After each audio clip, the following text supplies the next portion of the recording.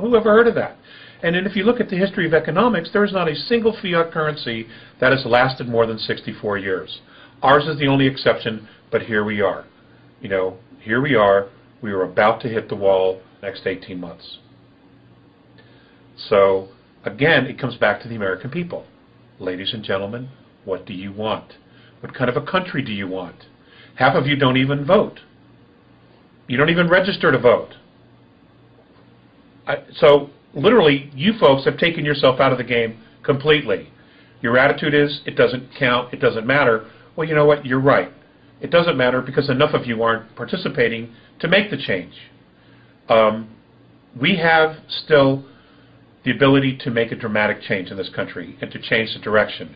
We can go to our state governments and say, okay, you need to withdraw your support for the federal government. You need to hold them accountable to the 10th Amendment. You have to remember that it was the states that created the federal government, not the other way around. Okay?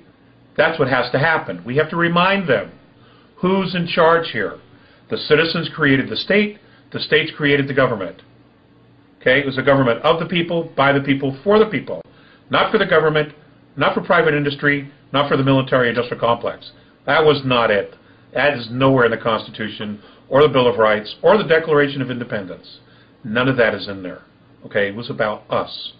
And if we don't reclaim it back, we are going to lose the country. We're virtually there. In many intents and purposes, we have absolutely lost portions of our country. Who knows what's really going on? It's an absolute travesty.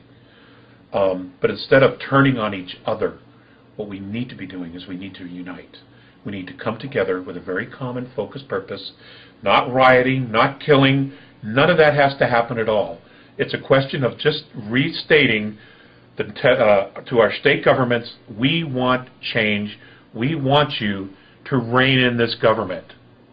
And whatever it takes to do that, you do it. And if all the 50 states got together, we could make this thing change right away. But that's what happens. Remember, the people created the state, and it was the states that created the federal government. It is not the other way around. I want to know what involvement ETs played in Eisenhower losing control of the military-industrial complex. I don't know that they had any. I don't know that they had any control at all, or they intervened in any way. They wouldn't necessarily have to. You have to understand that this was something. If you look at the times where we lived, we had just finished World War II. We had the Korean War had just ended. And, there was all this hype about the Soviets, the Soviets, the Soviets.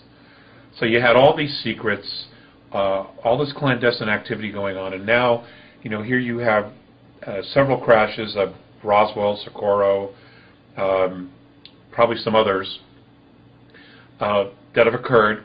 And, here we had all this technology. There had been the 54 meeting at what is now called Edwards. So there were a lot of things going on. I don't know what all the actual mechanics were for how it just went black, but it went black. And probably whatever mechanism was in place that could classify these projects, or whatever group, let's hypothetically say Special Operations Coordinating Group within the National Security Council, all right? Let's say that they had the authority to classify these projects, these programs. Well, they classified it above and beyond anything that the president could ever reach. Right then and there, he would lose it. And that's how it works. Is it a good system? No, I don't think so. I don't think so. Are there some things that maybe we should have been told about it? Absolutely yes. Are there some things that maybe we shouldn't have been told? I'm absolutely open to the idea that there were, especially from what I've learned from the A's, that there were some things maybe people weren't ready for then. I think we're probably ready now for a lot more information, but now they don't want to give us any information. I mean, now we're getting more information outside the United States about what's going on than anywhere else. Even other governments are very, very open. And here we are, the center of this entire thing, and we're like being led down this dark hallway, or how did Leonard Stringfield put it? A hall of mirrors with a floor of quicksand. That's exactly what it's like. That's a perfect analogy for this fiasco that's going on. You know, here we are, reverse engineered this technology. Here the American people have paid for it, and we know less than anybody else about what's actually going on with it. It's just, you know, this isn't going to serve anybody. You know, and if you're in a poker game and you don't know who the patsy is, it's probably you. And that's exactly what's happening here. We're in a poker game, and we're the patsy. You know? And that's what I know about it. Now, earlier you mentioned the program. Is that something that elected officials created, or is that something way above the elected officials, above the entrenched military officials? What is the program? It's kind of vague, just calling something the program. Be as specific as you can to explain what you mean by the program. Well, it doesn't operate like a government. It operates like an agenda. Now, exactly what that agenda is, I can't honestly say. But let's just take a look at where we're at. We know this technology exists. We have people coming forward. Again, I'll make reference to the Disclosure Project, another civilian as well as military people coming forward. Even other extraterrestrial groups who have been making contact with citizens of Earth in other countries have been given information regarding the fact that there has been the reverse engineer of technology. The Germans were doing it, the Nazi Germans were doing it, the Russians have been doing it, the United States government has been doing it, but we don't hear anything about it. Okay?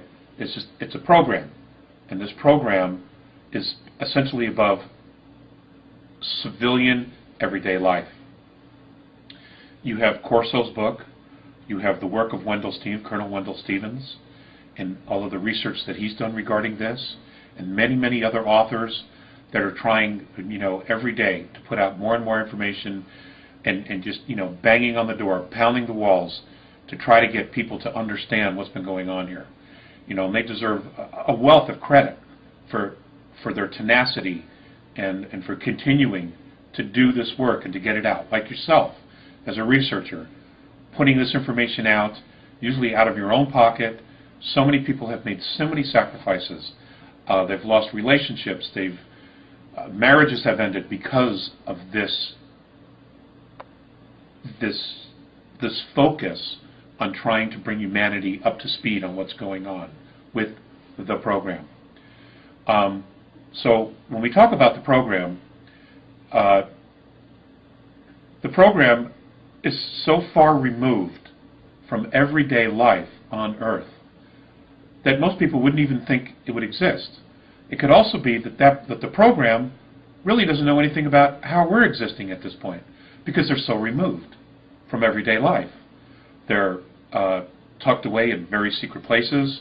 They're in underground facilities. They're tucked away inside mountains.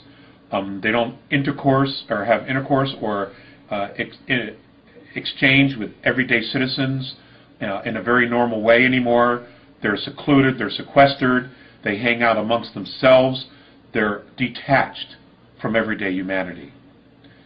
So it's almost like you have two complete different realities here, operating within the same space, which in fact is true. So, you know, what is the program? I can't honestly tell you, Rick, what the agenda of the program is. But there's evidence that the program does in fact do things that not only protect America, but have also intervened. For an example, several weeks ago, there was an incident along the East Coast where many people along the East Coast, the eastern seaboard, saw a green flash of material flying through the sky and landing in the ocean. The backside on that is that a cargo ship somewhere in the Atlantic launched a missile